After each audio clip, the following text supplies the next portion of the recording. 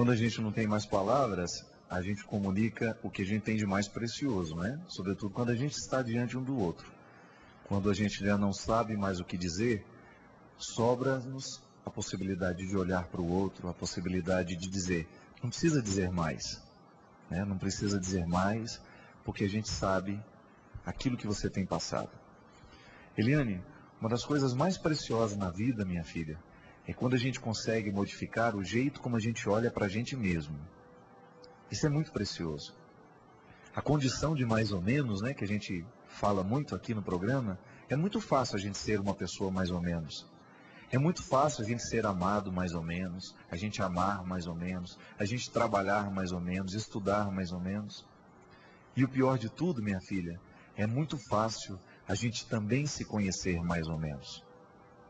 É muito fácil a gente cair naquele lugar comum, que é próprio do mundo de hoje, onde as pessoas não investigam muito as propriedades do próprio coração.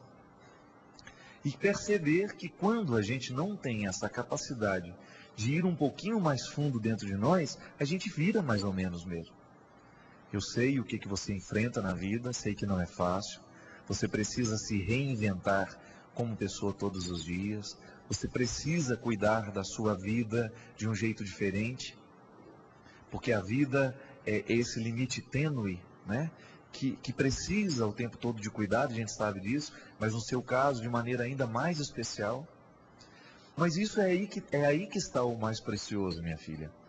É você descobrir que porque a sua vida precisa de um cuidado maior, você também descobre um significado maior para continuar cuidando dela. Porque quando está tudo muito bem dentro de nós, a gente corre o risco de nem perceber o quanto que é bom cuidar da vida. Quando as coisas estão todas muito organizadas na nossa vida, a gente corre o risco de se acostumar com ela. E aí é o grande problema, é o grande desafio, e é justamente aí que a gente se transforma em pessoas mais ou menos. Por incrível que pareça, a gente só cresce no momento que a gente é desinstalado, que a gente recebe uma notícia que nos deixa, como hoje uma pessoa está dizendo aqui, que recebeu a notícia do câncer do pai e da mãe na mesma semana. Triste demais. Você já imaginou o que é isso? Você já imaginou o que é você acordar com seus pais saudáveis e depois você ir dormir sabendo que ele e que ela, o pai e a mãe, estão com câncer? É o caso da Aretusa. Uma situação tristíssima. De vez em quando entram algumas notícias dentro de nós, algumas palavras dentro de nós, que elas têm o poder de provocar dentro de nós um caos.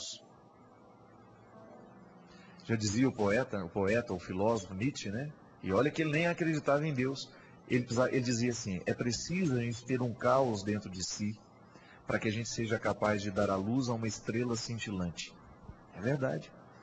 Muitas vezes as estrelas, elas nascem no momento da nossa escuridão. Porque como é que você percebe que a estrela está no céu? É na hora que a luz está, que o sol está brilhando? Você percebe as estrelas no céu no momento que o céu está claro? Não, o que precisa acontecer? Anoitecer. Somente depois que anoitece, que os nossos olhos vão ser capazes de perceber as estrelas que sempre estiveram lá. Quando a gente é criança, a mãe fala: nessa hora os anjos estão tudo começando a acender as estrelas, pondo fogo nas estrelas. E a gente bobo acreditava. A gente achava que durante o dia elas não existiam, que depois tinham os anjos responsáveis por acender as estrelas. A vida é assim, minha filha. Muitas vezes, para nós percebermos as estrelas que estão no nosso céu, a gente vai ter que mergulhar na escuridão. Quantas vezes você já passou por isso? Você que não é a Eliane, mas você que está me ouvindo agora e que de repente se identifica com a história da Eliane. Quantas vezes você também não passou por essa experiência? Quantas vezes você experimentou na carne a escuridão da vida, de você não ter mais significado para nada, e de repente uma luz se acende e você descobre dentro de você aquilo que você não sabia que existia. Da mesma maneira como nós corremos o risco de olhar para o céu cheio de sol e não saber que lá existem estrelas. A nossa humanidade é assim. Se a gente não se desafia para prestar atenção no momento da escuridão, a gente corre o risco de morrer sem saber que possuía estrelas. Muitas vezes precisa anoitecer na nossa vida para que a gente tenha condições de descobrir a beleza das estrelas que estão brilhando. São João da Cruz dizia: o valor da noite escura, o valor da noite escura na vida de todo cristão. Cristão que não vive a experiência da noite escura não é cristão, porque Deus se mostra justamente no momento da nossa solidão.